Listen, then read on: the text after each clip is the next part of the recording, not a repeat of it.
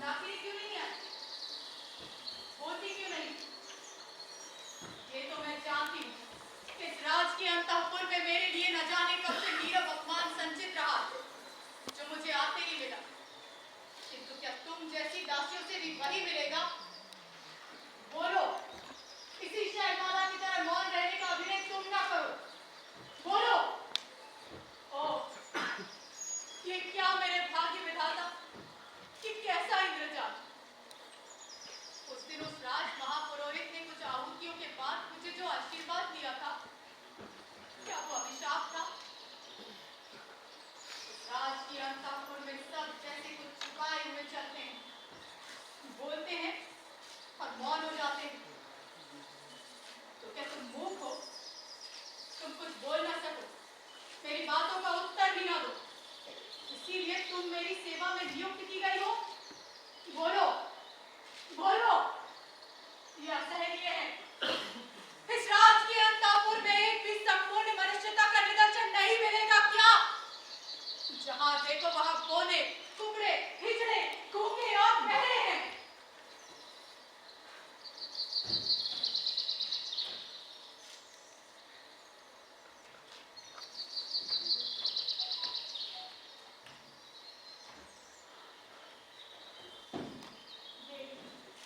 प्रत्येक स्थान और समय बोलने के योग्य नहीं होते। कभी कभी मौन रह जाना कोई बुरी बात नहीं। मुझे अपनी दासी समझिए, हम रोज के भीतर में घूमती हूँ। यहाँ संतुष्ट न रहने के लिए मुझे ऐसा ही करना पड़ता है। मुझे तुम बोल भी सकती हो, किंतु ये तो कहो, ये कपट आचरण किस लिए? एक पीड़ित की प्रार्थना सुनाने के लिए। तुम आज चंद्रगुप्त का भूलना नहीं होगी।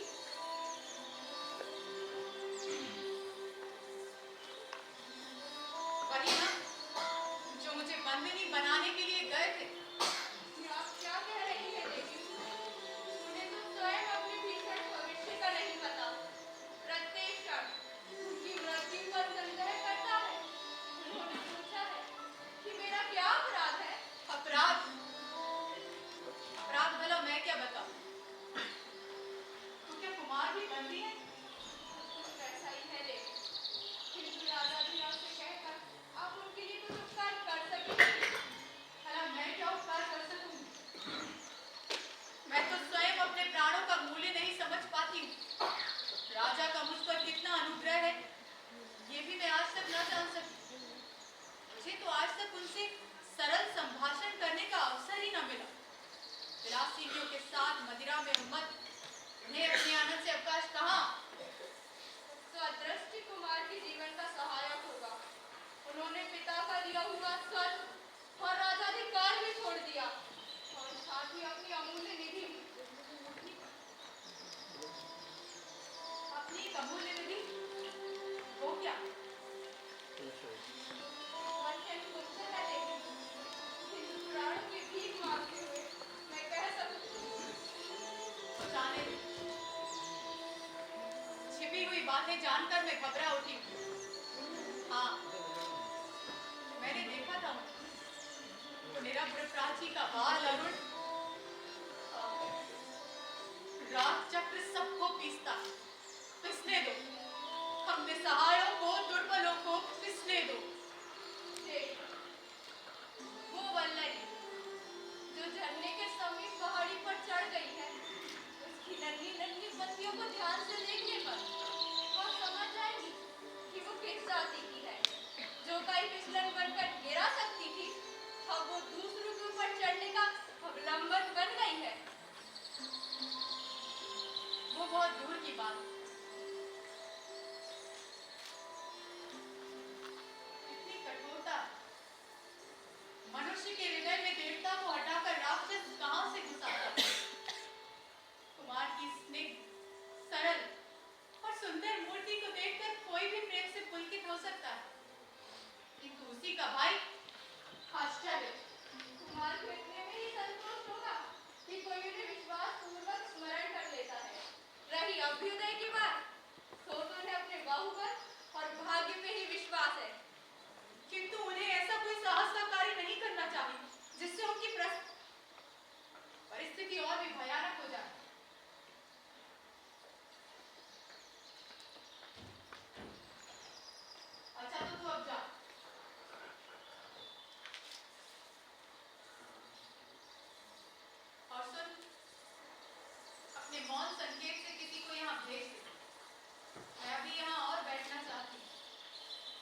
देवी, सायकाल हो चुका है।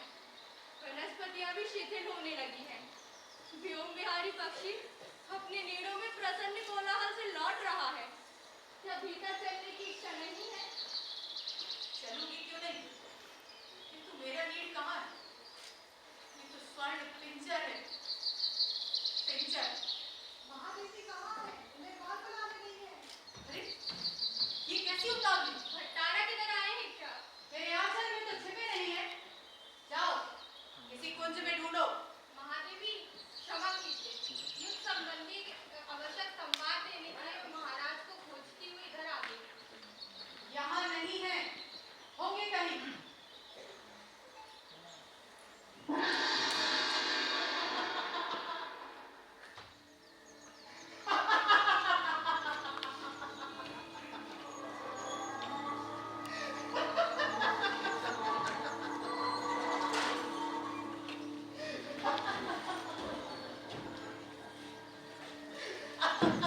महोदय, एक चिंताजनक समाचार निवेदन करने के लिए मुझे आपके लिए यहाँ भेजा है। क्या कहा? चिंता चिंता करते करते देखता हूँ कि मुझे मर जाना पड़ेगा। ठहरो! अरे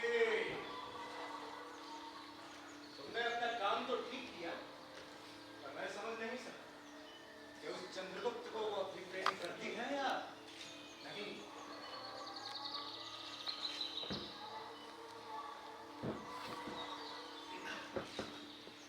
तुमसे मैंने कह दिया ना कि अभी मुझे अवकाश नहीं। जाओ तुरंत ठहर कर आना। राजा धीराज, शकों ने पहाड़ी राज से उतरकर नीचे का गिरिपथ रोक लिया है। हम लोगों के शिविर का संबंध राजपथ से छूट गया है। शकों ने दोनों ही ओर से घेर लिया है। दोनों ओर से घिरा रहने में ये शिविर और भी सुरक्षित है। मौत बैठ। हाँ तो ध्रुव देवी क्या मन ही मन चंद्रगुप्त को है ना? मेरा संदेह ठीक है ना? अपराध क्षमा हो देव। अमात्य युद्ध परिषद में आपकी प्रतीक्षा कर रहे हैं। युद्ध तो यहां भी चल रहा है, देखती नहीं? जगत की अनुपम सुंदरी मुझे स्नेह नहीं करती।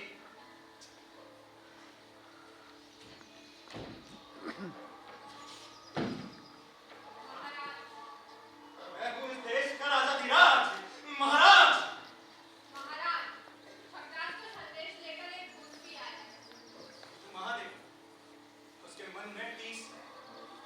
जो स्त्री किसी दूसरे के शासन में रहकर प्रेम किसी अन्य पुरुष से करे, उसमें एक गंभीर और व्यापक रस उद्वेलित रहता होगा। वही तो चंद्रगुप्त से प्रेम करेगी वो स्त्री, न जाने कब चोट कर बैठे। भीतर ही भीतर न जाने कितने कुचक्र घूमने लगे होंगे। तुमने सुना ना? उस महादेवी से कह देना चाहिए कि वो मुझे और मुझसे ही प्रेम करे। केवल महादेवी बन जाना ठीक नहीं उसके लिए।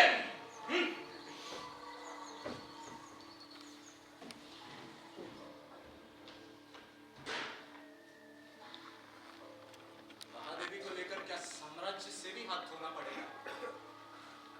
नहीं।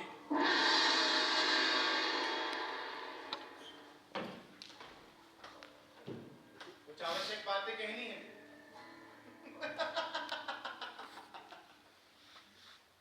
तो सहसा मेरे राजदंड ग्रहण कर लेने से पुरोहित, अमात्य और सेनापति लोग छिपा हुआ विद्रोह भाव रखते हैं,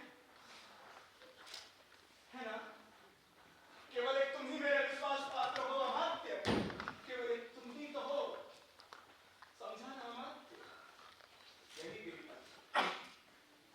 अमात्य, यही गिरिपथ सब झगड़ों का अंतिम निर्णय करेगा। क्यों अमात्य? जिसकी भुजाओं में बल ना हो, उसके मस्तिष्क में तो कुछ होना चाहिए।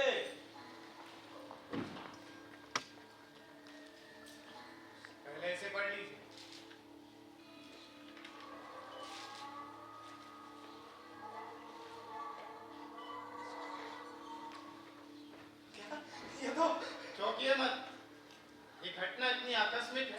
कुछ सोचने का अवसर नहीं मिलता। है तो ऐसा ही अमात्य, है तो बिल्कुल ऐसा ही। ये तो एक बार भी मेरे प्रतिकूल नहीं। मुझे इसकी संभावना पहले से थी। हाँ, तब तो महाराज ने अवश्य ही कुछ सोच लिया होगा। वेद संकुल आकाश की तरह जिसका भविष्य घिरा हो, उसकी बुद्धि को तो बिजली के समान चमकना ही चाहिए। कह दूं, सोचा तो है मैंने, किंतु क्या तुम उसमें मेरा समर्थन करो? यदि नीति युक्त हुआ तो अवश्य समर्थन करूंगा। सबके विरुद्ध रहने पर भी स्वर्गीय आर्य समुद्रगुप्त की आज्ञा के प्रतिकूल मैंने ही आपका समर्थन किया था। नीति सिद्धांत के आधार पर ज्येष्ठ राजपुत्र। वो तो मैं जानता हूँ अमात्य, वो तो मैं जानता हूँ। किंतु अमात्य, इस समय जो प्रश्न सामने आया है उस पर विचार करना आवश्यक है। अमात्य, ये बात तुम भी जानते हो। मेरे इस विजय यात्रा का एक गुप्त उद्देश्य और जिसकी सफलता भी मुझे दिखाई पड़ रही है अमात्य। दिखाई पड़ रही है। हाँ अमात्य, थोड़ा साहस चाहिए। वो क्या? यज्ञदूत संधि के लिए जो प्रमाण चाहते हैं, हमें उसे अस्वीकार न करना चाहिए। ऐसा करने से जितने भी विरोधी प्रकृति है, हम उन सबको सहज हटा सकेंगे। भविष्य के लिए चाहे कितना अच्छा हो महाराज, किंतु इस समय हमें बहुत से विघ्नों का सामना करना पड़े।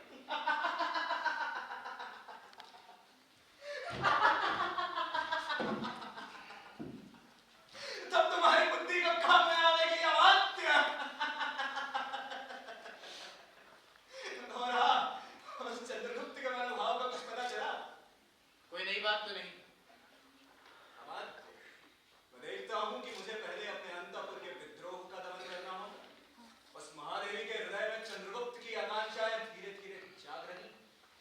यह संभव नहीं है महाराज, किंतु इस समय आपको दूत से साक्षात करके उपस्थित राजनीति पे ध्यान देना चाहिए। हाँ, एक विचित्र बात है कि प्रबल पक्ष संधि के लिए संदेश भेजा। विचित्र हो चाहे सचित्र अमात्य, तुम्हारी राजनीतिज्ञता इसी में कि भीतर और बाहर के सब शत्रु एक ही चाल में परास्त हो।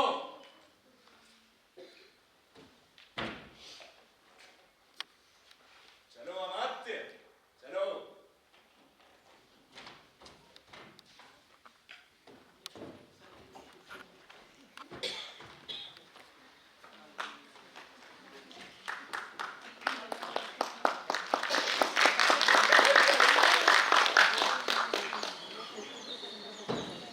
माता, अमात्य मुझसे कुछ कहना चाहते हैं? कह लो, आज नहीं कल सुनूंगी। जैसी आज्ञा। मैं कह रहा हूँ अमात्य से कि महादेवी कल बात करेंगी। अच्छा सुनो, वो गुप्त साम्राज्य का अमात्य, उससे आज ही मिलना होगा। अच्छा ये बताओ, तुम्हारे गुप्तकुल में नियम क्या है? पहले अमात्य की मंत्रणा सुननी पड़ती है, तब राजा से भेंट होती है। ऐसा नियम तो मैंने नहीं सुना। ये युद्ध शिविर है ना, परम भट्टारक को अवसर न मिला होगा। महादेवी, आपको संदेह न करना चाहिए। मैं महादेवी ही हूँ ना। यदि ये बात सत्य है तो क्या तुम मेरी आज्ञा से कुमार को यहाँ बुला सकती हो? मैं सोचती हूँ अमात्य के साथ कुमार से भी कुछ बातें कर। अपराध क्षमा हो देवी, इसके लिए तो मुझे पहले अमात्य से पूछना होगा।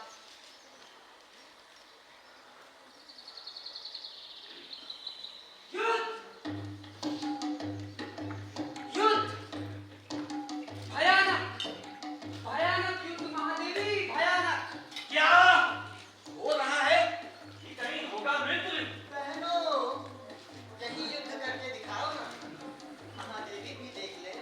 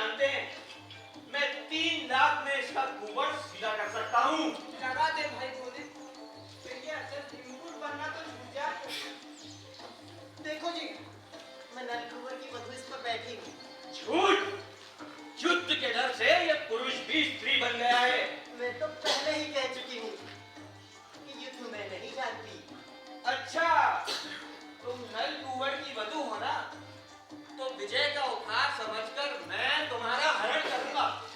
मेरे समीप आओ, ठीक होगा ना? कदाचित ये धर्म के विरुद्ध न होगा। निकलो, अभी निकलो यहाँ से।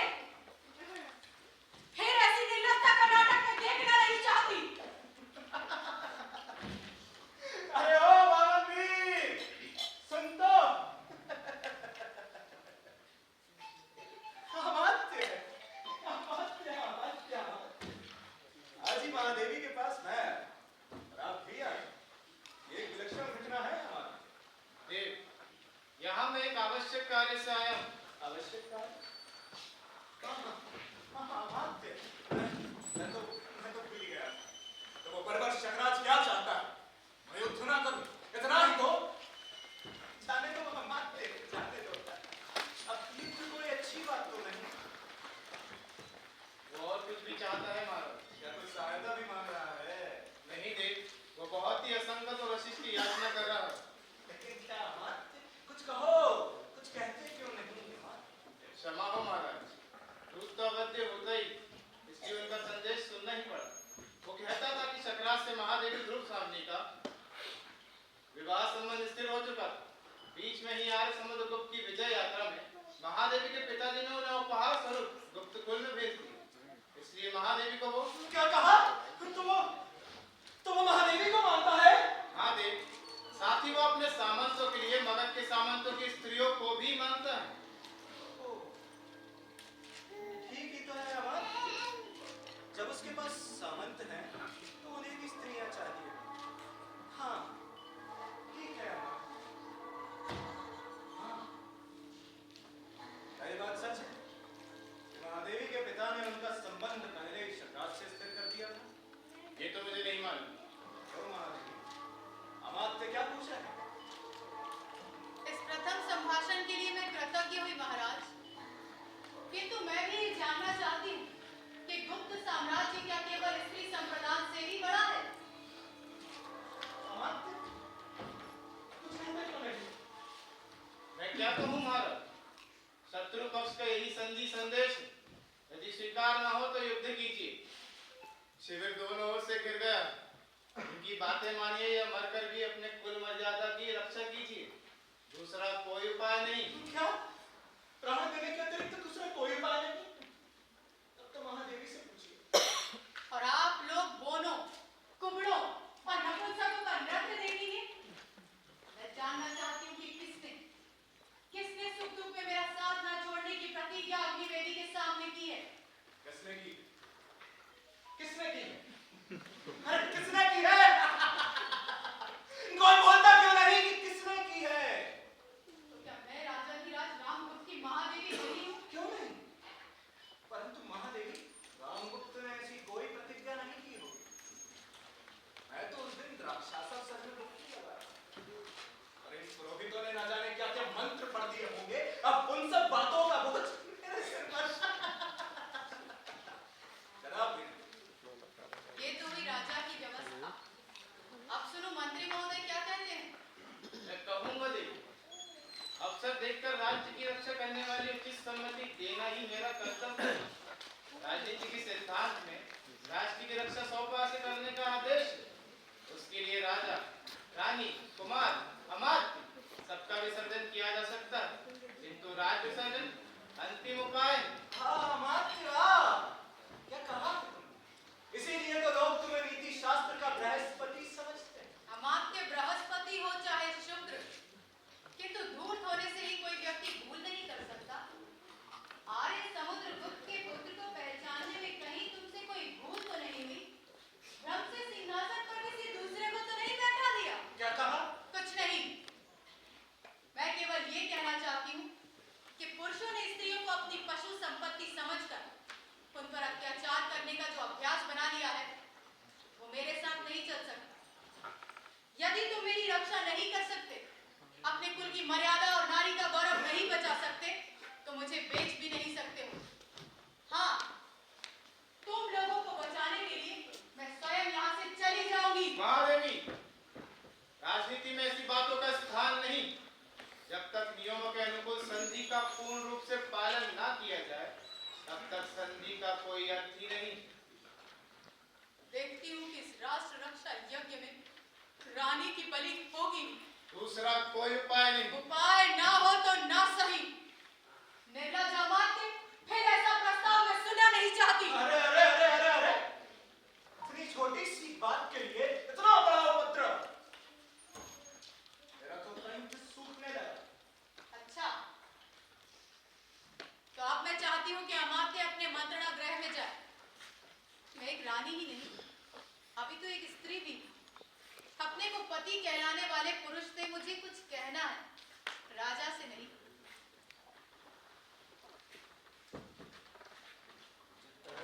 ठहरो जी, मैं भी चलता हूँ। अकेले भी यहाँ भय लगता है।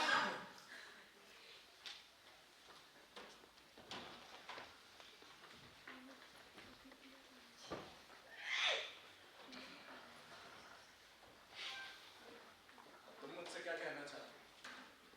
बैठी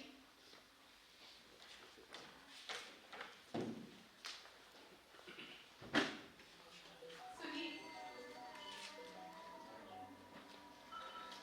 मेरे पिता ने उपहार स्वरूप कन्यादान किया था, तो क्या गुप्त सम्राट अपनी पत्नी शत्रु को उपहार में दे देगी? देखिए,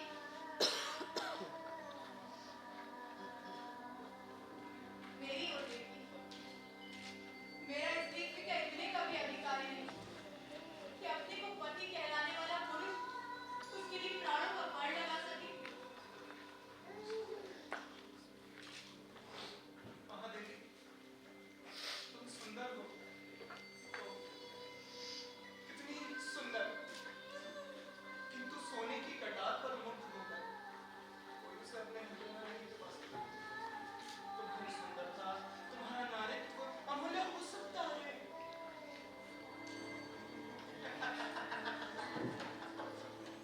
फिर भी स्वयं मैं अपने लिए कितना आवश्यक हूँ, कदाचित तुम ये नहीं जानते। मैं गुप्त कुल की वधू होकर इस राज परिवार में आई हूँ। इसी विश्वास पर कि वो सब मैं नहीं सुनना चाहता। राजा मेरी रक्षा करो, अपने गौरव की, कुल की मर्यादा की रक्षा करो। आज मैं शरण की प्रार्थनी हूँ। मैं मानती हूँ कि मैं आज तक तुम्हारे विलास की सहचरी नहीं हुई, किंतु वो मेरा अहंकार अब चूर्ण हो गया। मैं तुम्हारी होकर रहूंगी। राजा,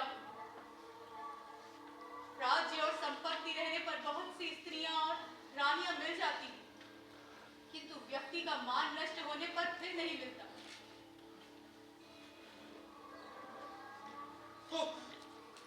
ये तुम्हारा घातक स्पर्श बहुत उत्तेजनापूर्ण है महादेवी। मैं नहीं, तुम मेरी रानी।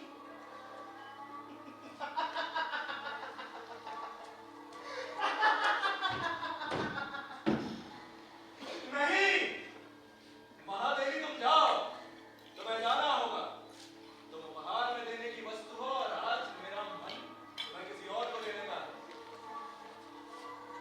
इसमें तुम्हें क्यों आपत्ति हो?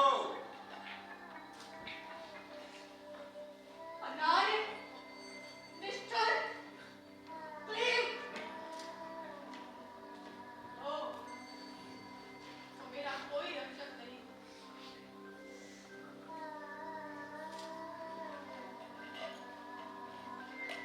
किंतु नहीं,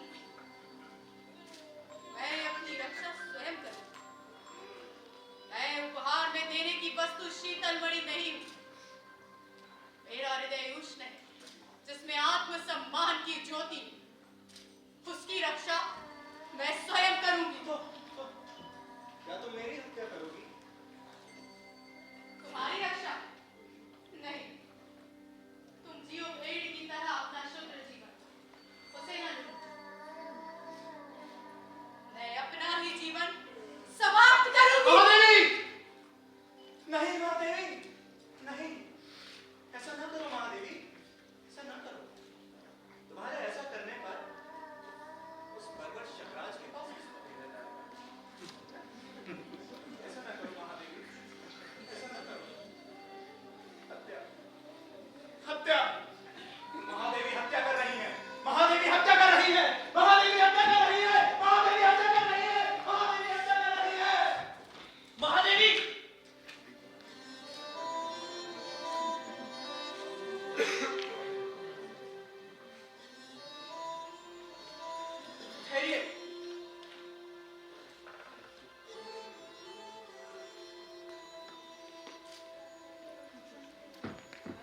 कुमार, किसी समय तुम्हें भी आना था। मैं प्रार्थना करती हूँ कि तुम यहाँ से चले जाओ। मुझे अपने अपमान में निर्वसन नग्न देखने का अधिकार किसी पुरुष को नहीं। मुझे मृत्यु की चादर से स्वयं को ढक लेने दो। अच्छा, कारण सुनने का मैं अधिकारी भी नहीं हूँ। सुनोगे?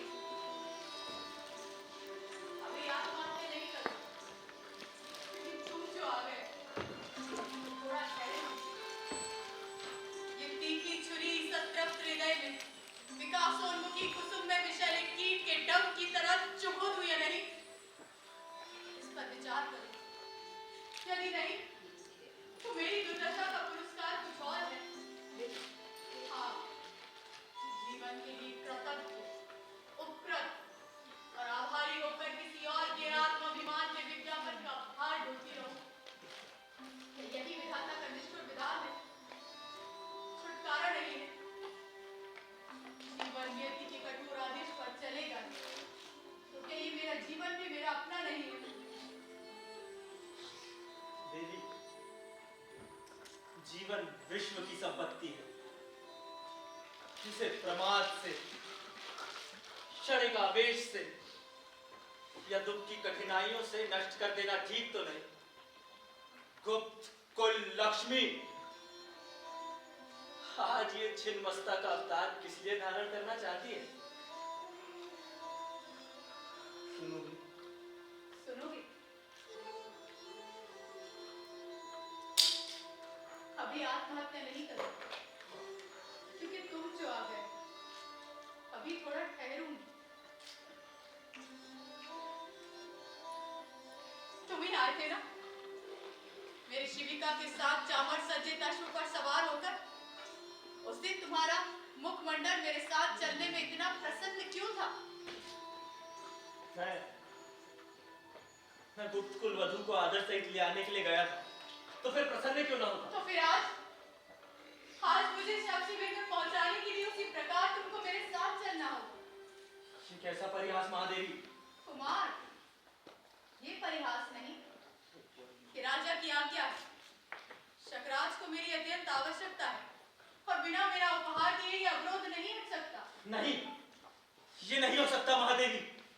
जिस मर्यादा के लिए, जिस महत्व को स्थिर रखने के लिए मैंने राजदंड ग्रहण न करके अपने मिला हुआ अधिकार भी त्याग दिया, उसका ये अपमान? मेरे जीवित रहते यार समुद्रगुप्त के स्वर्गीय गर्भ को इस तरह पत्तलित होना ना पड़ेगा।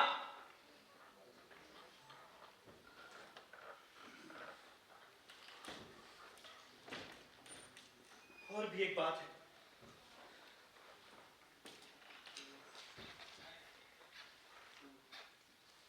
मेरे हृदय के अधिकार में प्रथम किरण सी आकर जिसने अज्ञात भाव से अपना मधुर आलोक ढाल दिया था, उसे भी मैंने केवल इसलिए भूलने का प्रयत्न किया। हाँ हाँ, कहो कहो।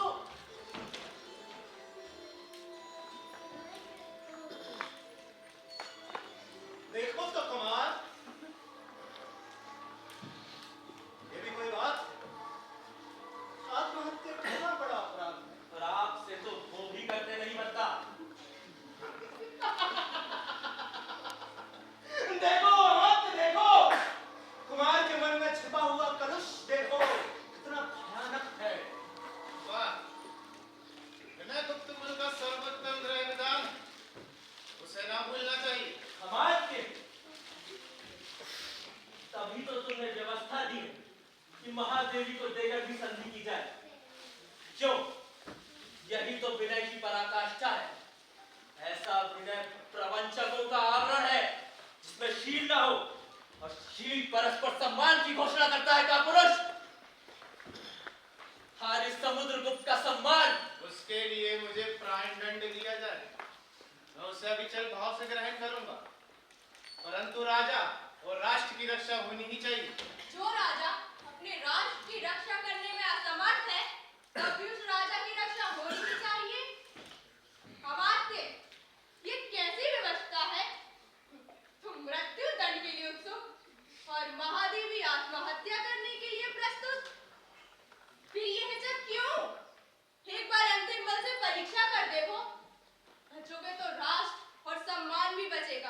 नहीं तो सर्वनाश।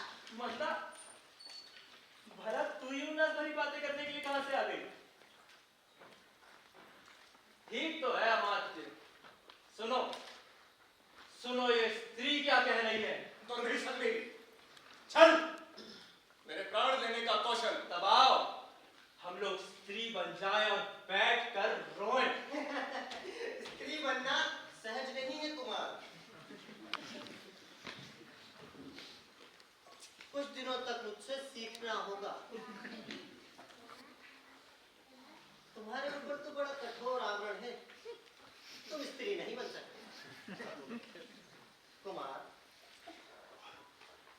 मैं शपथ खाकर कहती हूँ कि यदि तुम्हें अपने हाथों से सजा लिया तो स्वयं महादेवी को भी भ्रम हो जाए।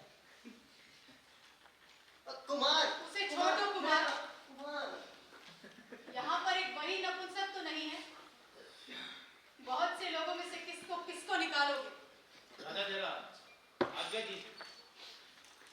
तो फिर ठीक है अमात्य, तुम्हारी ही बात रही। हाँ, इसमें मुझे तुम्हारे सहयोगी हिजड़े की भी सम्मति अच्छी लगी। मैं ध्रुव स्वामिनी बनकर अन्य सामंत कुमारों के साथ चक्राज के पास जाऊंगा। अगर सफल हुआ तो कोई बात ही नहीं, अन्यथा मेरी मृत्यु के बाद आप लोग जैसा उचित समझना वैसा करना। नहीं, मैं तुमको ना जाने दूंगी। इस तुच्छ नारी जीवन के लिए इतने महान बलिदान की आवश्यकता नहीं। छोड़ो, छोड़ो! ये कैसा अनर्थ है, और सबके सामने ये कैसी निर्लज्जता महादेवी! ये पाप है जो मेरे लिए अपने प्राणों की बलि दे सकता, जो मेरे स्नेह अथवा उससे क्या शकराज क्या मुझे देवी बनाकर भक्ति भाव से मेरी पूजा करेगा? बाहरे लज्जाशील पुरुष। राजा धीराज, आज्ञा दीजिए। यही एक उपाय है जिसे कुमार बता रहे हैं, परंतु राजनीति की दृष्टि से महादेवी का भी वहां जाना आवश्यक है। जो आवश्यक है अमात्य, यदि उन्हें जाना ही पड़ा तो फिर मेरे जाने से क्या लाभ? तब मैं न जाऊंगा। मेरी आज्ञा है कुमार, सामंत कुमारों के साथ जाने के लिए प्रस्तुत हो जाओ।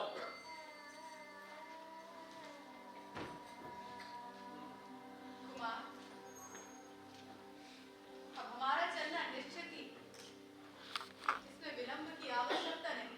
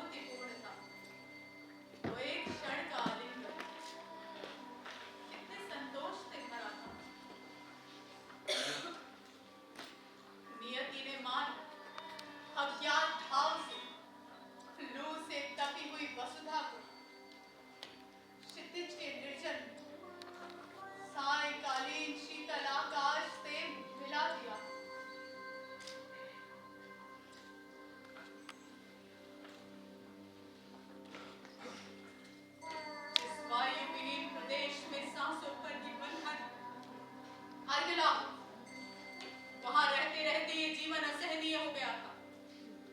तब भी मरूंगी नहीं। विधाता के विधान में अपने लिए कुछ पल सुरक्षित करा लूं।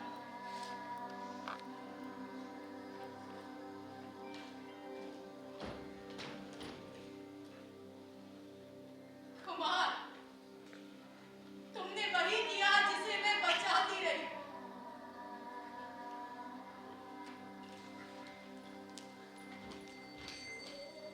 तुम्हारे प्रेम और स्नेह की वर्षा से मैं भीगी जा रही हूँ। इस वक्त सर में दो हृदय है क्या? जब अंतर मन हाँ कहता है तो ऊपरी मन ना क्यों कह देता है?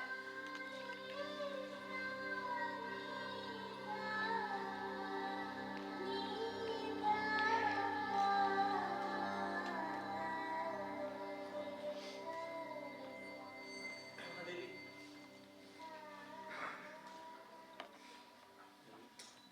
कुमार, हम लोग प्रस्तुत हैं, किंतु ध्रुव स्वामी के साथ शकराज के पास जाने के लिए हम लोग सहमत नहीं।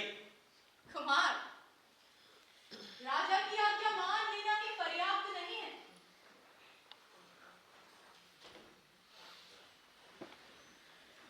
रानी की भी एक बात न मानो। मैंने तो कुमार से पहले ही प्रार्थना की थी कि जिस तरह ले आए हो उसी तरह पहुंचा भी दो। नहीं, मैं अकेला ही जाऊंगा। कुमार, ये मृत्यु का प्रहसन का सब तुम अकेले ही लोगे? नहीं, ये नहीं हो सकता। जानते हो राजा की इच्छा क्या है? तुमसे और मुझसे एक साथ छुटकारा। तो फिर वही क्यों ना हो, हम दोनों ही चलेंगे। मृत्यु के गहन में प्रवेश करते समय मैं भी तुम्हारी ज्योति बनकर बुझ जाने की कामना रखती हूँ। एक और विनोद, प्रलय का परिहास देख सकूं। मेरी सहचरी, तुम्हारा तो ध्रुव स्वामिनी का वेश स्वयं ध्रुव स्वामिनी ना देख सके तो फिर किस काम का? तो फिर चलो।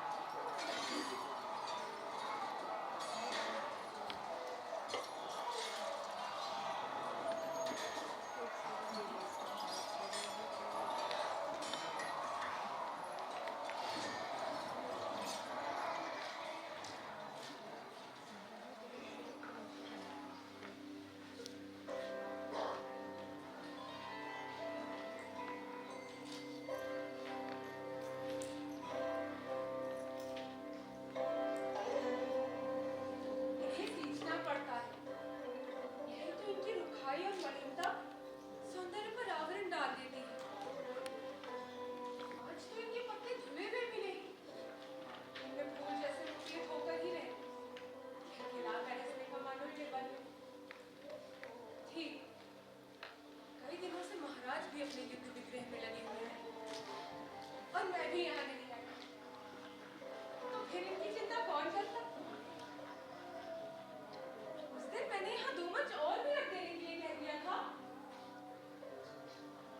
पर मेरी सुनता कौन? सब जैसे रक्त के प्यासे, प्राण लेने और देने में पागल। बसंत का उदास और असल पवन आता है, चला जाता है। कोई उस स्पर्श से परिचित नहीं। ऐसा तो वास्तविक जीवन नहीं। प्रणय, प्रेम जब सामने से आते हुए तीव्र आलोक की तरह आंखों में प्रकाश पुंज उड़ेल देता है, तब सामने की सभी वस्तुएं और भी अस्पष्ट हो जाती हैं।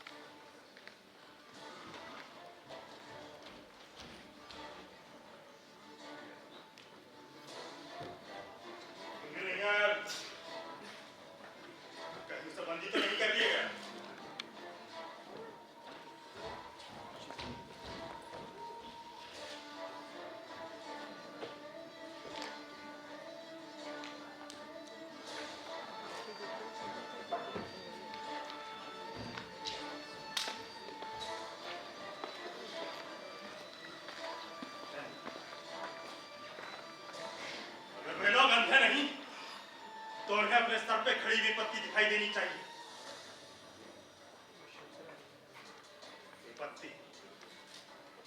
विपत्ति केवल उन ऊपर तो नहीं, हमें भी अपने रक्त की नदियां बहानी।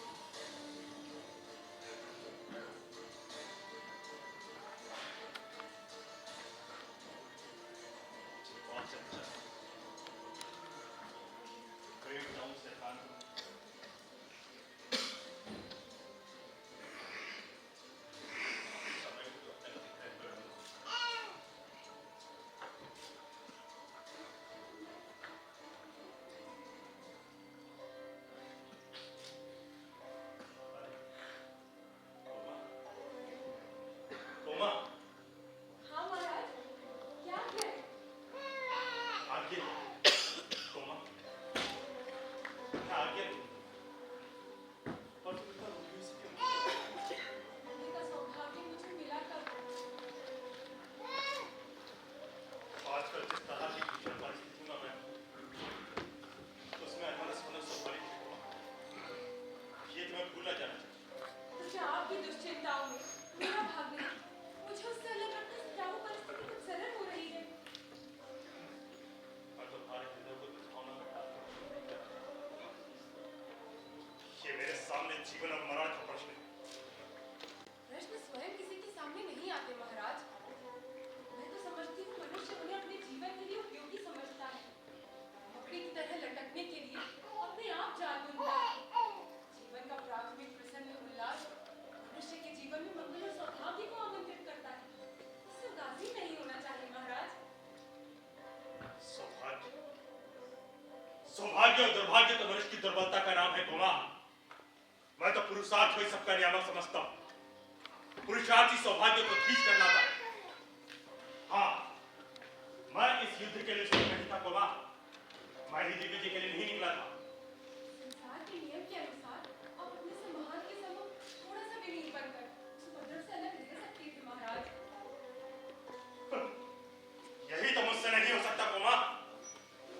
अभावमयी लघुता में अगर मनुष्य अपने को महत्वपूर्ण दिखाने का अभिनय ना करे तो क्या ये अच्छा नहीं? बस, ये शिक्षा भी रहने दो कोमा। मैं किसी से बड़ा नहीं, तो किसी से छोटा भी नहीं होना चाहता।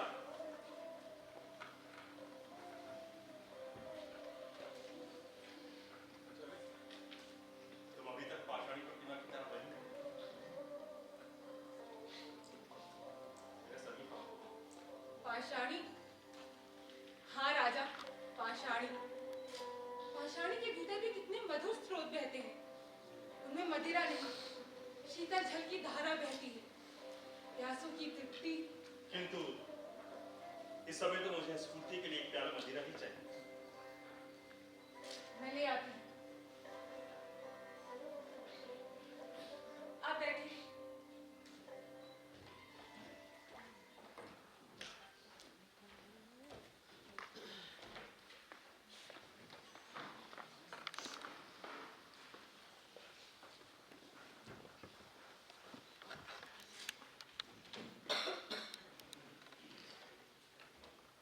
महाराज,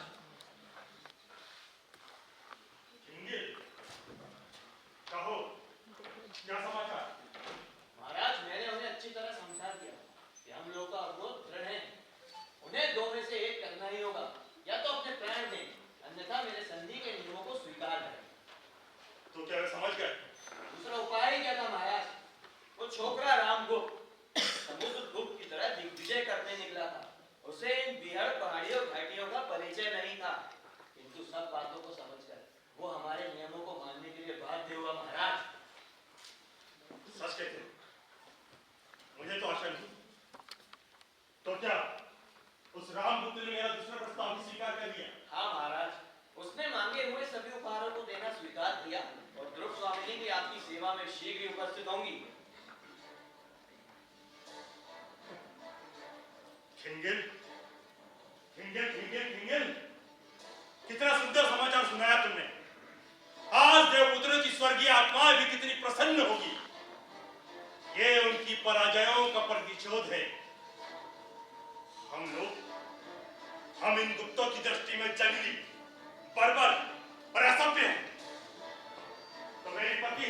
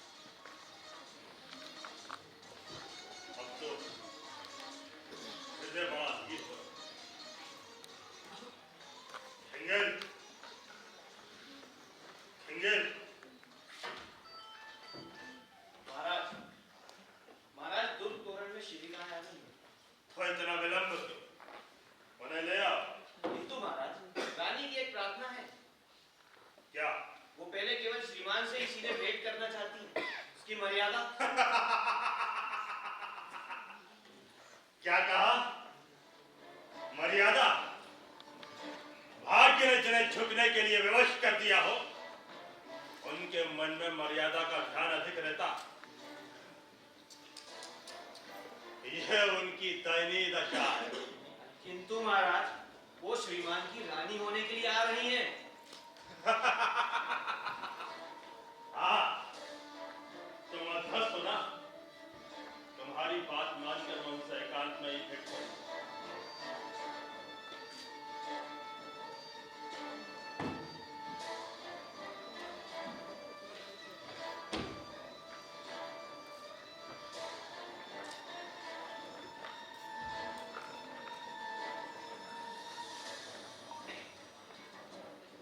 मुझे क्या आज्ञा है महाराज?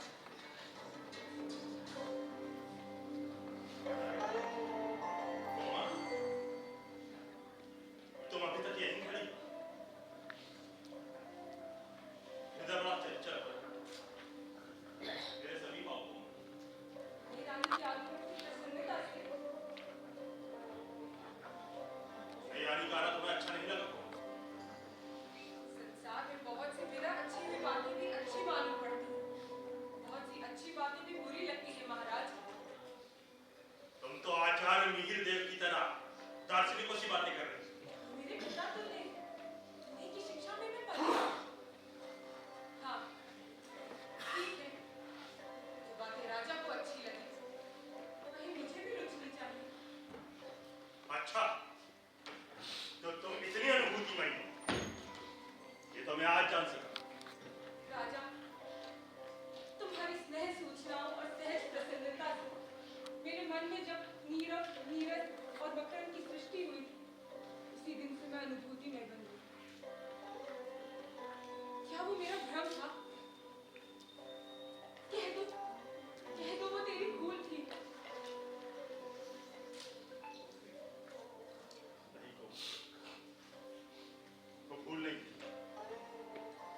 मैं सच में तुमसे प्रेम करता हूँ। फिर भी यही बात, कौन सी बात?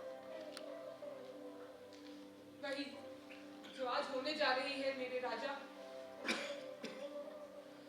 तुम इस स्त्री का सम्मान नष्ट करके अपनी घर की तृप्ति के लिए कैसा अपमान कर रहे हो? पागल कोमा, ये मेरी राजनीति का प्रतिशोध है। तो क्या राजनीति का प्रतिशोध इस स्त्री के सम्मान को कुचले बिना नहीं हो सकता? जब इसे समझ में ना आए, उससे विवाद न किया करो। मैं क्यों ना करूं? किंतु नहीं, मुझे विवाद करने का अधिकार है। ये बात मैं समझ चुकी हूं।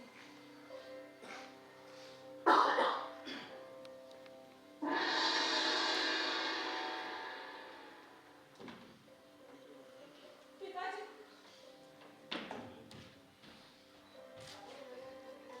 धर्म पूज्य, वंदना करता हूँ। कल्याण हो।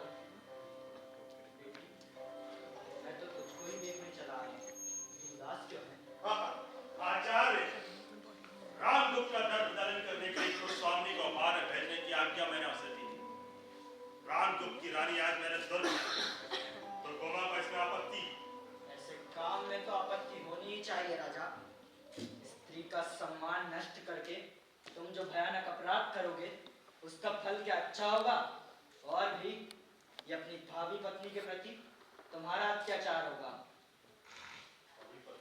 अरे, क्या तुम इस क्षणिक सफलता से प्रमत्त हो जाओगे? क्या तुमने अपने आचार्य की प्रतिपालिका कुमारी के साथ स्नेह का संबंध नहीं स्थापित किया? क्या इसमें भी संदेह है? राजा, स्त्रियों का स्नेह विश्वास भंग कर देना कोमल तंतु को तोड़ने से भी सहज है। अरे, सावधान होकर उसके परिणाम को भी सोच लो। मैं समझता हूँ कि आप मेरे राजनीति के कार्य में हस्तक्षेप ना करें तो अच्छा होगा। राजनीति? राजनीति ही मनुष्य के लिए सब कुछ नहीं है राजा। राजनीति के पीछे कहीं तुम नीति से भी हाथ ना धो बैठो, जिसका विश्व मानव के साथ व्यापक संबंध है। राजनीति की साधारण छलनाओं से सफलता प्राप्त कर क्षण भर के लिए तुम अपने आप को चतुर समझने की भूल कर सकते हो, परंतु इस भीषण संसार में एक प्रेम करने वाले हृदय को खो देना सबसे बड़ी हानि है। शकराज, दो प्रेम करने वाले हृदयों के बीच में स्वर्ग की ज्योति का निवास है, ये तुम्हें भूलना ना चाहिए। बस बहुत हो चुका। आपके महत्व की भी कोई सीमा होगी। अगर आप यहाँ से नहीं जाते तो मैं स्वयं ही चला जाता।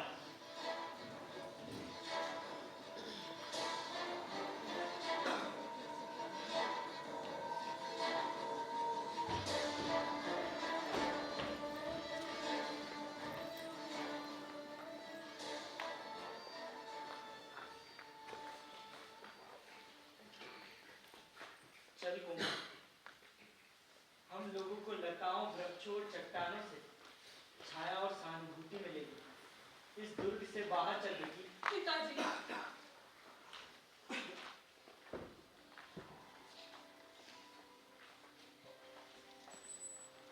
बेटी, हृदय को संभाल, कष्ट सहन करने के लिए प्रस्तुत हो जा। प्रताड़ना में बड़ा मोह होता है, उसे छोड़ने को मन नहीं करता। कोमल, छल का वही रंग सुंदर होता है, विनीत और आकर्षक भी। पर इस दुखदाई हृदय को भेदने के लिए इस बंधन को तोड़ डाल बेटी। तोड़ डालूं पिताजी। ये मैंने अपने आंसुओं से सींचा वो दुल्हन भरी बंदरी जो मेरे आप बंद कर चलने से मेरे ही पैरों से उलझ गई। दे दो एक झटका, इसकी हरी भरी पत्तियां कुचल जाए और वो छिन्न होकर धूल में लौटने लगे। ना पिताजी, ऐसी कठोर आज्ञा ना दो। यहाँ तेरी भलाई होती तो मैं चलने के लिए ना कहता। तो चलो।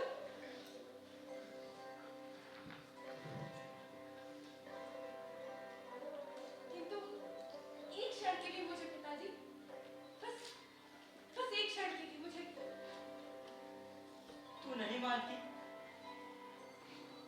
वो देख, नीले लोहित रंग का धूमकेतु अविचल भाव से इस दुर्ग की ओर कैसा भयानक संकेत कर रहा है। किंतु तू एक क्षण के लिए पिताजी, बस एक क्षण के लिए मुझे, एक क्षण के लिए। पागल लड़की,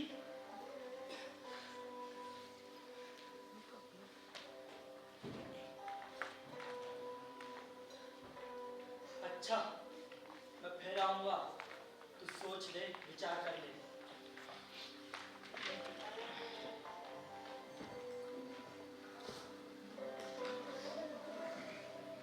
तो चलो,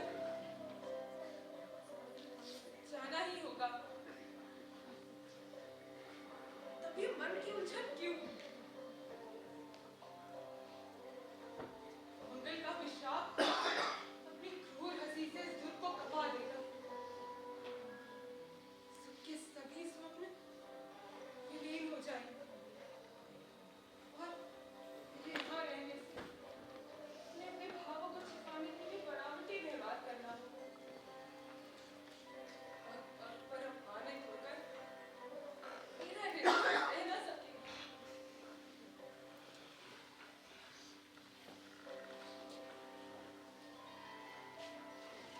जाना ही होगा। पिताजी, ठहरिए, मैं भी आई। कोमल,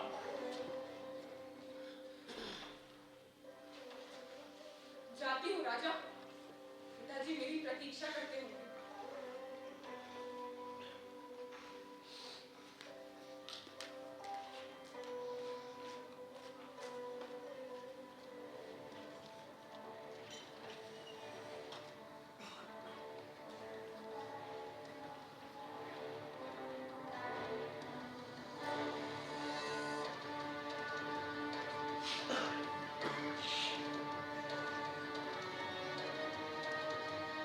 I love you.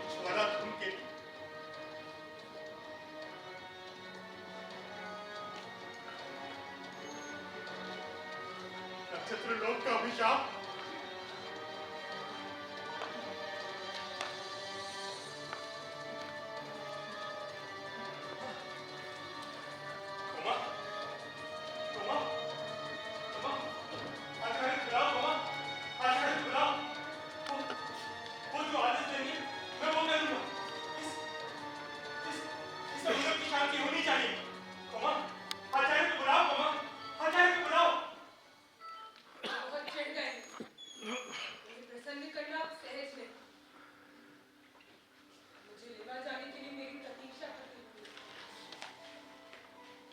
जाती हूँ राजा। तो मेरा प्रेम,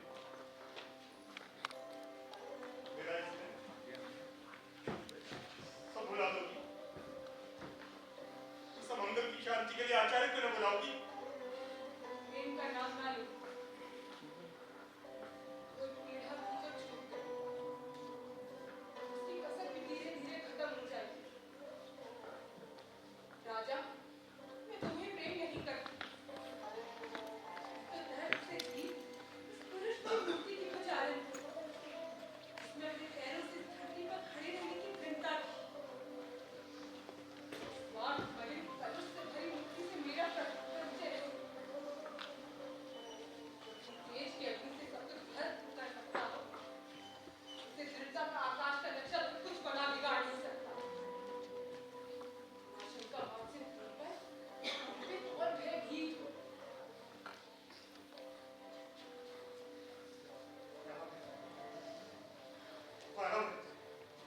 कोमा, मुझे बचाओ कोमा।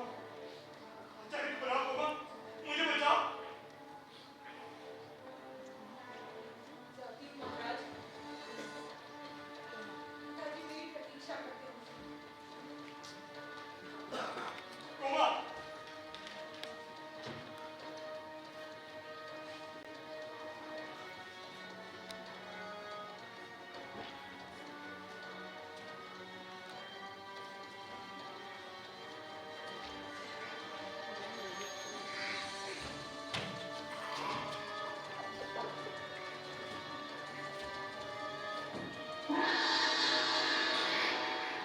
महाराज, ध्रुव स्वामिनी ने पूछा है कि एकांत हो तो आऊं।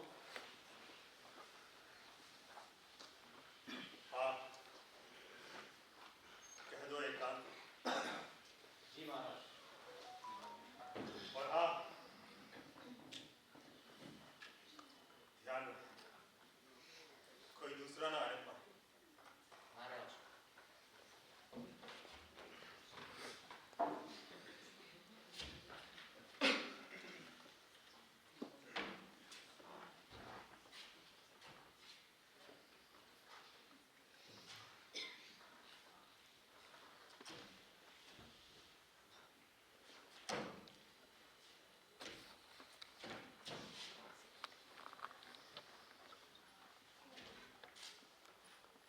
और इसका कोई उपाय नहीं।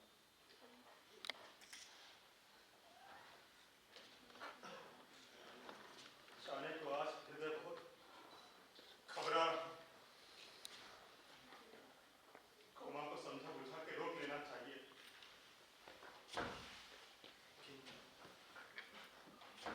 किंतु ध्रुव स्वामी भी है।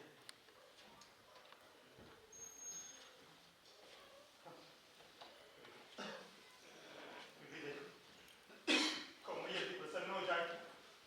Coma, comma, comma, coma.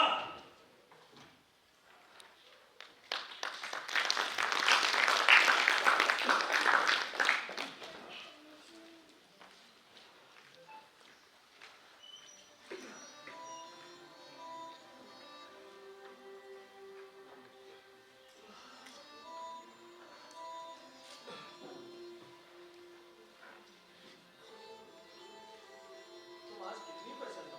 और तुम क्या नहीं? मेरे जीवन में शीत का ध्रुव नक्षत्र इस घोर अंधकार में भी अपनी स्थिर उज्ज्वलता से चमक रहा है। आज महोत्सव है। लौट जाओ। इस तुच्छ नारी जीवन के लिए इतने महान बलिदान की आवश्यकता नहीं। देवी, तुम्हारा क्षणिक मोह मेरी परीक्षा न लो। मेरे शरीर ने चाहे जो रूप धारण किया, किंतु हृदय निश्चल है। अपनी कामना की वस्तु ना पाकर यह आत्महत्या जैसा प्रसंग तो नहीं है। तीखे वचनों से मनमाहत करके भी आज कोई मुझे इस मृत्यु पक्ष से विमुख नहीं कर सकता। मैं अपना कर्तव्य करूं, इसी में मुझे सुख है।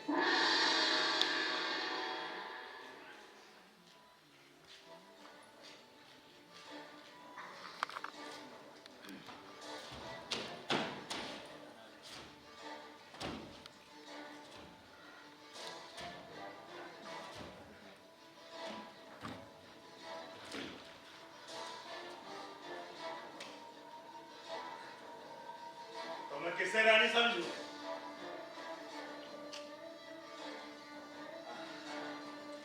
तू कैसा तीर वालो? नहीं, मैंने पहले कभी नहीं देखा।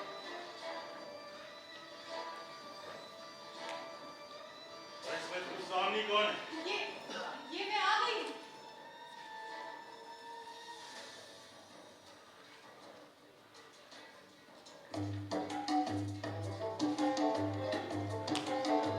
शकराज को तुम धोखा नहीं दे सकती हो। दुर्स्वामी कौन है ये तो एक अंधा भी बता सकता है। चंद्रे, ये यहाँ आकर तुम्हें क्या हो गया है? क्या तुम्हारी इच्छा रानी बनने की हो गई? या फिर शकराज से मुझे बचाने के लिए ये तुम्हारी स्वामी भक्ति है? कौन जाने तुम ही ऐसा कर रही हो। चंद्रे, मुझे दोनों ओर से नष्ट ना करो। यहाँ से जाने के बाद क्या मैं गुप्तकुल के अंतःपुर में रह पाऊंगी? चंद्रे, चंद्रे कहते मुझे पुकारने से तुम्हारा क्या तात्पर्य है? ये अच्छा झगड़ा तुमने कराया। इसीलिए मैंने एकांत में मिलने की प्रार्थना की थी। तो क्या मैं यहाँ भी चली जाऊंगी? ठहरो।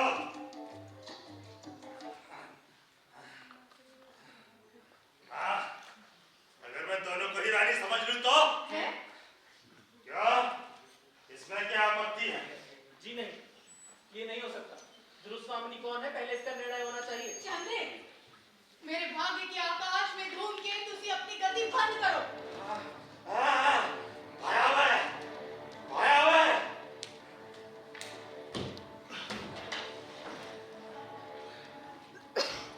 सुनिए, चंद्रे, धमकी से कोई लाभ नहीं। तो फिर तुम्हारा और मेरा जीवन मरण एक साथ ही होगा। तो फिर डरता कौन है? ठहरो।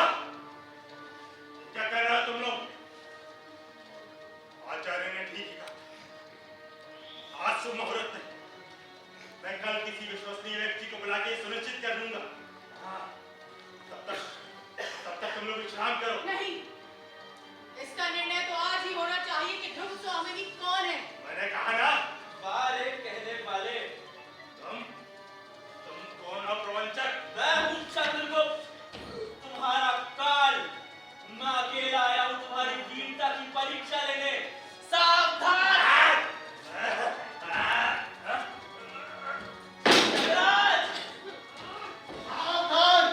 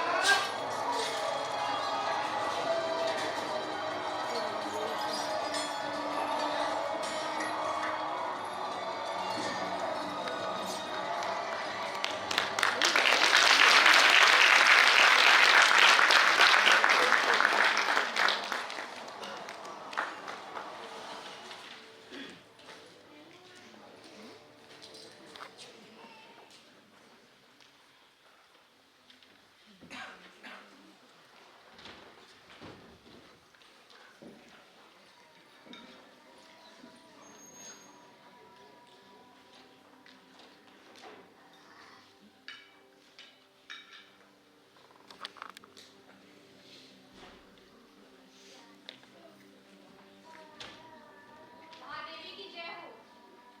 क्या बात है? विजय का समाचार सुनकर राजा धीराज भी दुर्ग में आ गए हैं।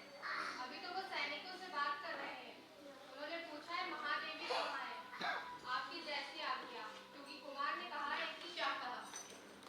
यही ना कि मुझसे पूछ कर राजा यहाँ आने पावे। ठीक है, तुम जाओ। अभी मैं बहुत थकी हुई हूँ। अच्छा सुनो, तुमने ये नहीं बताया कि कुमार के घाव अब कैसे हैं? आओ अब चिंताजनक नहीं है। उन पर पट्टियां बंध चुकी हैं। कुमार प्रधान मंडप पर विश्राम कर रहे हैं।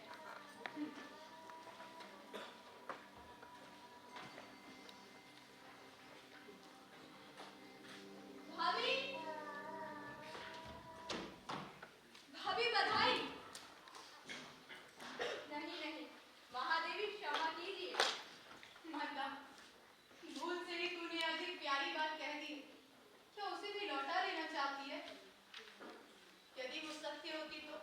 इसमें भी संदेह है। संदेह?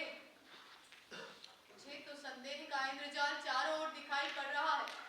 मैं ना तो महादेवी हूँ और ना ही तुम्हारी भाभी।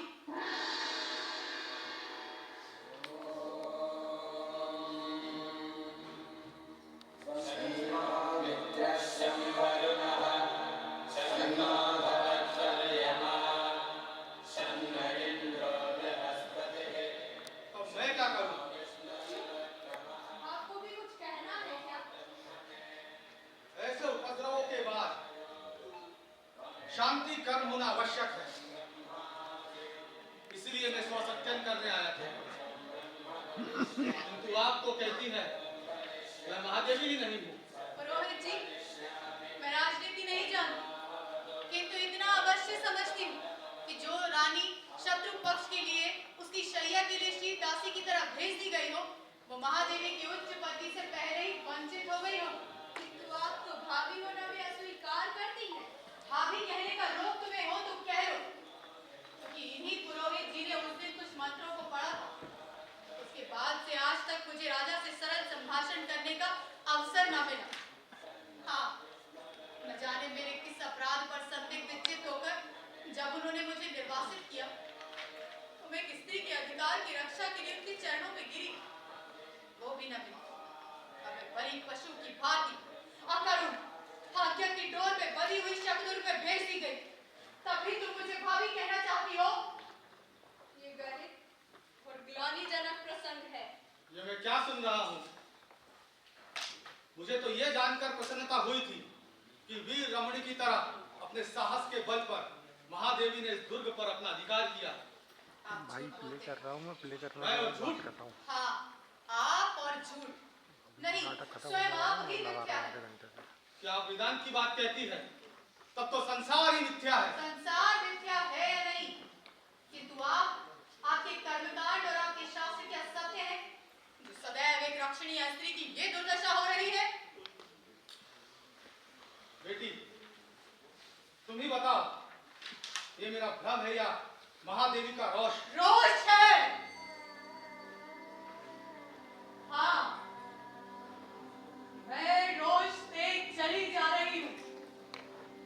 रोहित, तुमने जो मेरा राक्षस विवाह कराया उसका उत्सव भी कितना सुंदर है।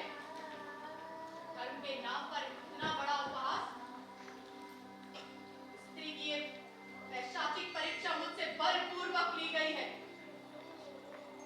देखो,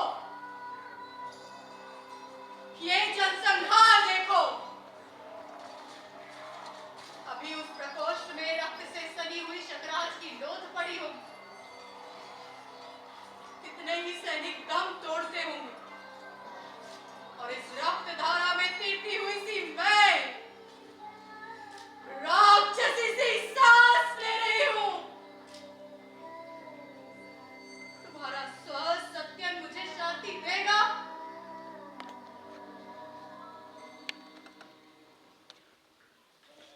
अरे, आप बोलते क्यों नहीं? आप धर्म के नियामक हैं। जिन स्त्रियों को धर्म में बंधन में बांधकर उनकी सम्मति के बिना उनसे सब अधिकार छीन लेते हो, तब धर्म के पास कोई प्रतिकार, कोई संरक्षण नहीं रख छोड़ते, जिससे वो स्त्रियां अपनी आपत्ति में अवलंबन मांग सके। भविष्य के सहयोग की कोरी कल्पना से संतुष्ट रहने की आज्ञा देकर आप विश्राम ले लेते हैं। नहीं, स्त्री और पुरुष का परस्पर विश्वासपूर्ण अधिकार, रक्षा व सहयोग को ही तो विवाह कहा गया है। यदि ऐसा नहीं है तो धर्म और विवाह खेल है। खेल हो या ना हो, किंतु एक क्लीन पति द्वारा परित्यागता नारी का मृत्यु के मुख में जाना ही मंगल है। उसे आपके स्वसत्यन और शांति की आवश्यकता नहीं। ये मैं क्या सुन रहा हूँ? विश्वास नहीं होता। यदि ये बातें सत्य है, तब मुझे धर्मशास्त्र एक बार फिर से देखना पड़ेगा।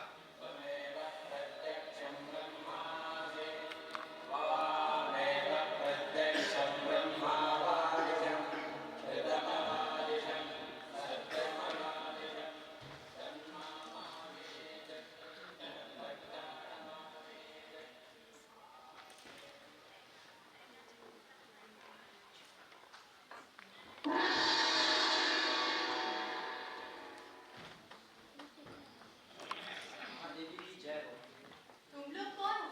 मैं पराजित शक जाति की एक बालिका और मैंने प्रेम किया। इस घोर अपराध का तुम्हें दंड क्या मिला? वही प्राय स्त्रियों को मिला करता, निराशा, निष्पीड़न और उपहास। रानी, मैं तुमसे भीख मांगने आई हूँ। शत्रुओं के लिए मेरे पास कुछ नहीं है। अधिक हट करने पर दंड मिलना असंभव नहीं। हो चुका ना, अब भी तू ना चलेगी? तुम चाहती क्या हो? रानी, तुम भी एक स्त्री हो। क्या एक स्त्री की व्यथा ना समझोगी? आज तुम्हारी विजय का अंधकार तुम्हारे शाश्वत अस्तित्व को ढक ले, किंतु हर किसी के जीवन में प्रेम की दीपावली जली होगी अवश्य। तुम्हारे भी जीवन में वो आलोक का महोत्सव आया होगा, जिसमें हृदय हृदय को पहचानने का प्रयत्न करता है, उदार बनता है और सर्वस्व प्रदान करने का उत्साह रखता है।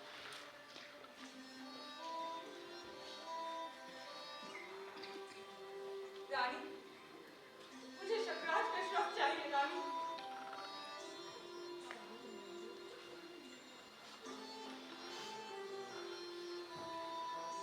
जलो।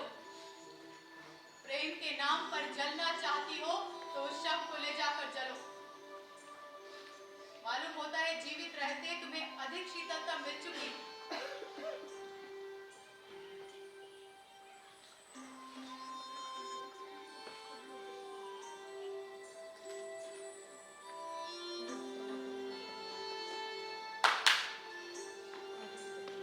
महादेवी की जय हो। इन्हें शकराज का शव सौंप दिया जाए। आपकी जैसी आज्ञा।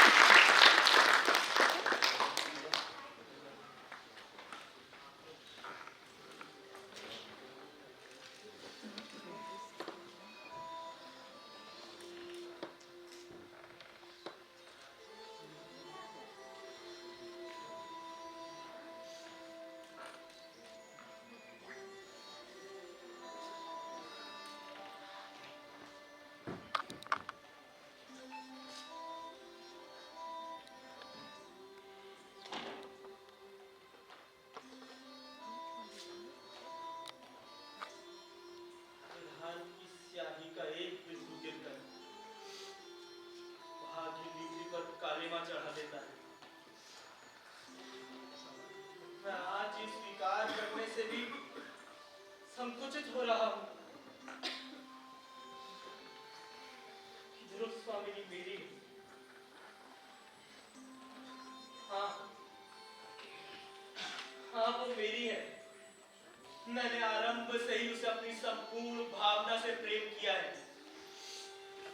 मेरे हृदय के गहन अंतःस्थल से निकली ये मूक स्वीकृति आज बोल रही है।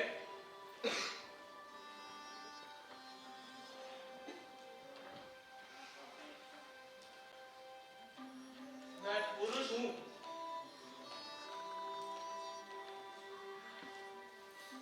मैं अपनी आंखों से अपना वैभव, अपना अधिकार दूसरों को अन्याय से छीनता देखता आ रहा हूं। और मेरी वाग्दत्ता पत्नी आज मेरे ही अनुत्साह से मेरी नहीं रही।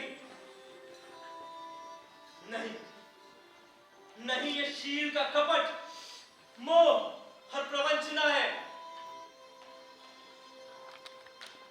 मैं जो हूं वही तो स्पष्ट रूप से प्रकट न कर सका। कैसी विडंबना है। विनय के आवरण में मेरी कायरता अपने को कब तक छिपा सकेगी?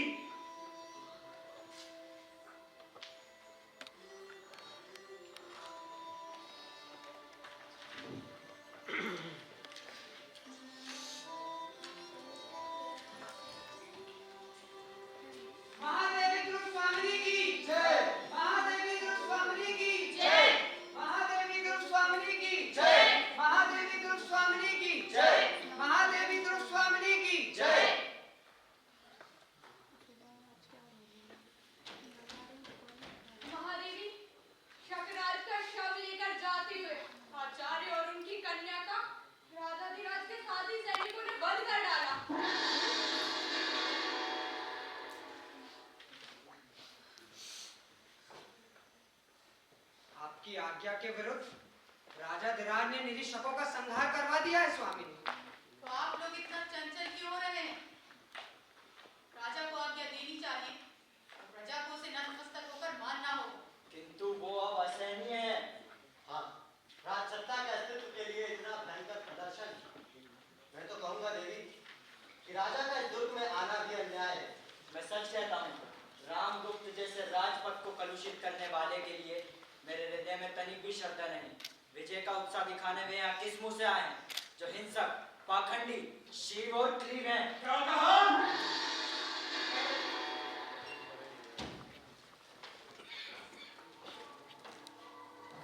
फिर से तो कहना।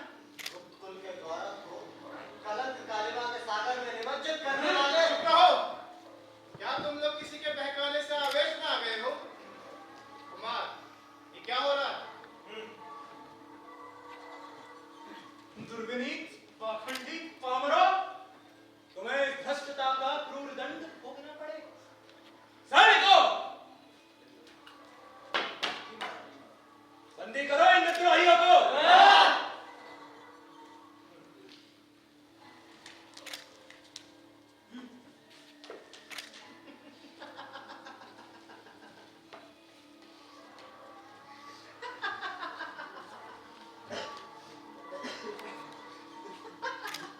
कुमार, मैं कहती हूँ कि प्रतिवाद करो। अभी किस अपराध के लिए ये दंड ग्रहण कर रहे हो? कुचक्र करने वाले अब क्या बोलेंगे महादेवी? जो लोग बोल सकते हैं, जो अपनी पवित्रता की दुदुम्बी बजाते हैं, वे सब के सब साधु होते हैं ना? कुमार, तुम्हारी जीवा पर तो कोई बंधन नहीं। कहते क्यों नहीं कि मेरा यही अपराध है कि मैंने कोई अपराध नहीं किया? महादेवी! तोड़ दो इन लोह श्रृंखलाओं को। ये मिथ्या ढोंग कोई नहीं सहेगा। तुम्हारा शत्रुदेव भी नहीं। महादेवी चुप रहो। कौन महादेवी राजा? जो स्त्री शत्रु के लिए इतनी दासी की तरह भेज दी गई हो, वो असली महादेवी? आश्चर्य। देवी, इस राजनीतिक चातुरी में जो सफलता। चुप रहो प्रवंचना के पुतले। स्वार्थ के घृणित प्रपंच, चुप रहो। तो तुम महादेवी नहीं हो? नहीं, मनुष्य की दी हुई उपाधि में लौटा देती हूँ। और मेरी सहधर्मिणी? धर्म ही इसका निर्णय करेगा। तुम महादेवी क्या इसमें भी संदेह है? राजा, अपने हृदय से पूछिए कि क्या वास्तव में मैं सहधर्मिणी हूँ?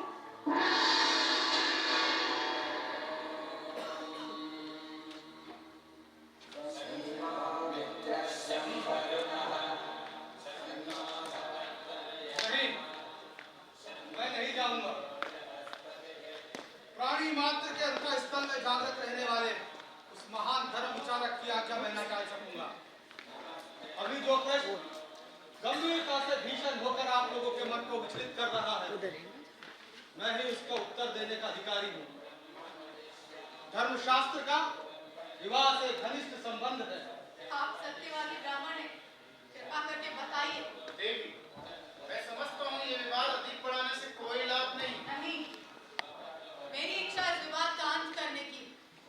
आज ये फैसला हो ही जाना चाहिए कि मैं कौन हूँ। ध्रुव स्वामिनी, निर्लज्जता की भी एक सीमा होती है। मेरी निर्लजता का दायित्व एक क्लीबता पुरुष पर है। स्त्री की लज्जा लूटने वाले उस दासी के लिए मैं। चुप रहो। तुम्हारा परम पुरुष मनरक्त हृदय अत्यंत कलुषित हो गया। तुम काल सर्पिणी सी स्त्री हो, तो तुम्हें धर्म का तनिक भी भय नहीं। शिखर, बंदी करो इसे भी।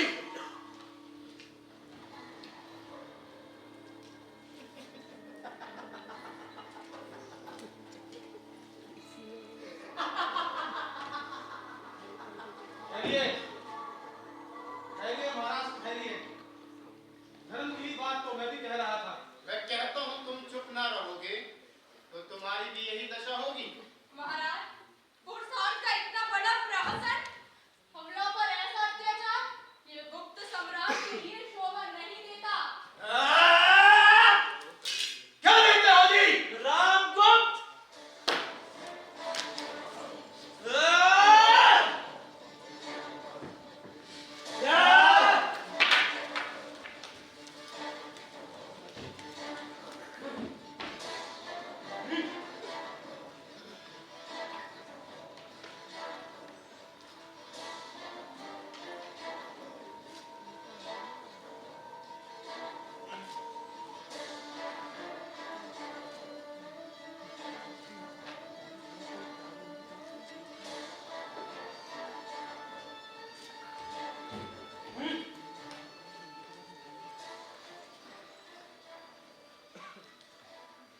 ही आर्य समुद्रगुप्त का पुत्र हूँ।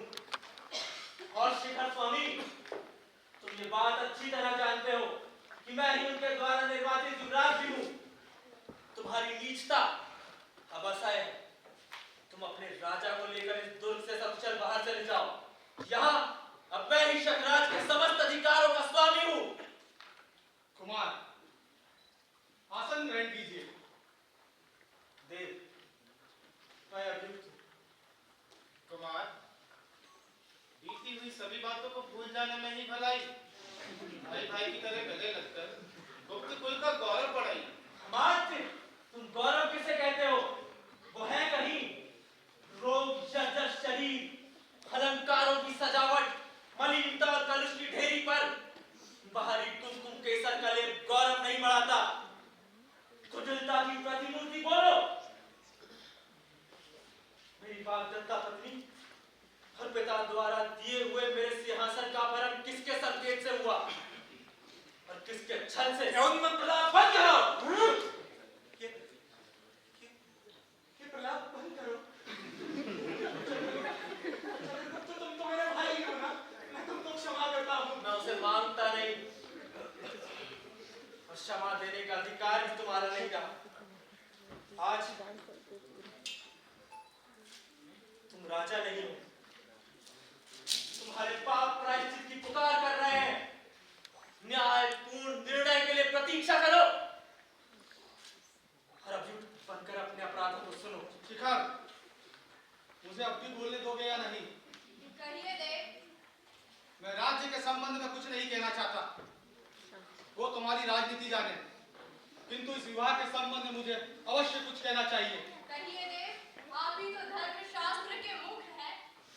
विवाह की विधि ने देवी ध्रुव स्वामी और रामगुप्त को एक भ्रांतिपूर्ण बंधन में बांध दिया है। धर्म का उद्देश्य इस तरह पददलित नहीं किया जा सकता। ये रामगुप्त मृत और प्रवर्जित तो नहीं, किंतु करों से नष्ट, आचरण से पतित और कर्मों से राजक्लीव है। ऐसी अवस्था में रामगुप्त का देवी ध्रुव स्वामी पर कोई अधिकार नहीं। राजपुरोहित जी की जय, राजपुरोहित जी की जय, राजपुरोहित जी की जय। मूर्ख पुरोहित, तुम्हें मृत्यु का भय नहीं? मृत्यु का भय तनिक भी नहीं। धन्यो ब्रह्मदेव। किंतु निर्भीक पुरोहित, तुम क्लीन शब्द का उपयोग कर रहे हो। राजनीतिक दस्यु, तुम शास्त्रार्थ ना करो। क्लीन, श्री कृष्ण ने अर्जुन को क्लीन किस लिए कहा? जिसे अपनी स्त्री को दूसरे की अंगगामिनी बनने के लिए भेजने में कुछ संकोच नहीं। वो क्लीन नहीं तो और क्या है?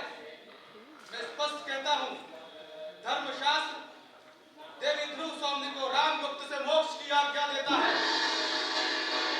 राजपुरोहित जी की जय, राजपुरोहित जी की जय, राजपुरोहित जी की जय।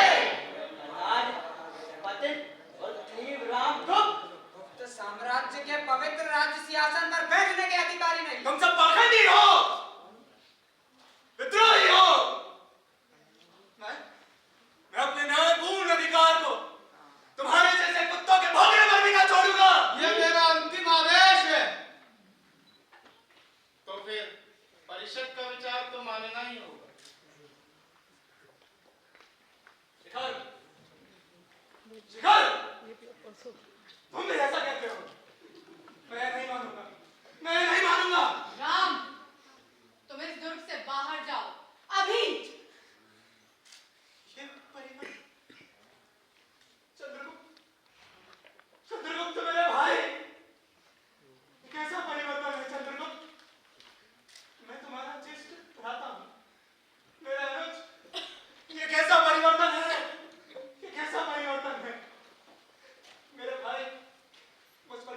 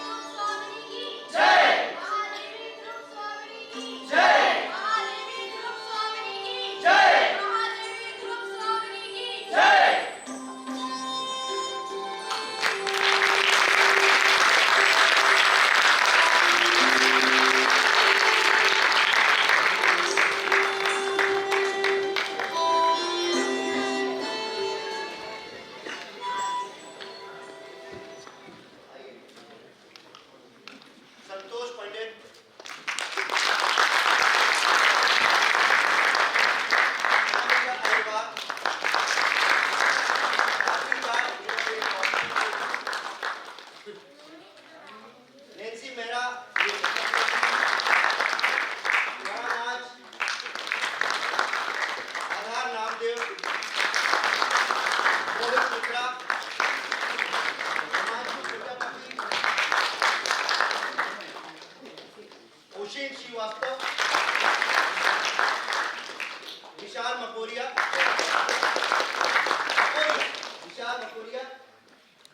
और नीलेश जो हमारी बेटी श्रेष्ठ टीम का प्रमुख हिस्सा है।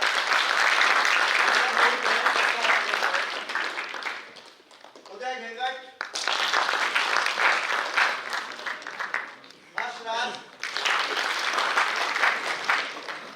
प्रियांशु राज,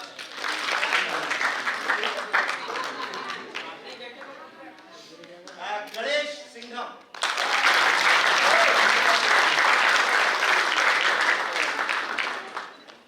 श्रेयस सेन,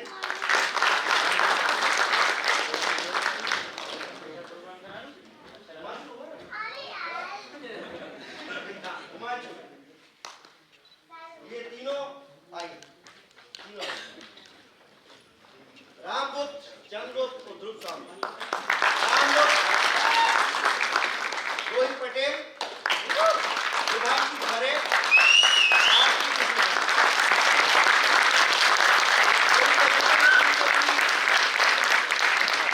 जो लाइट आपने देखी मुकेश जिज्ञासी, संगीत करते हैं पीयूष सेन, इस मेकअप में नरेंद्र भाई, अरे आइए मेरे बुजुर्ग नरेंद्र राजपूत,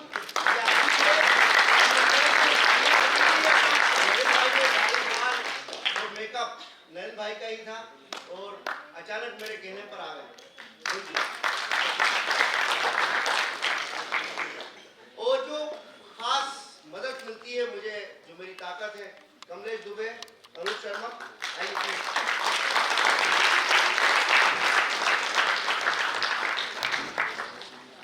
अरुण भाई, अरे तो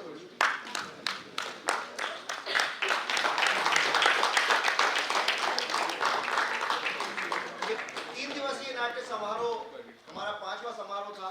इसमें आपकी उपस्थिति बहुत अच्छी रही और हमें इस तरह से बर्दाश्त करने के लिए बहुत बहुत धन्यवाद।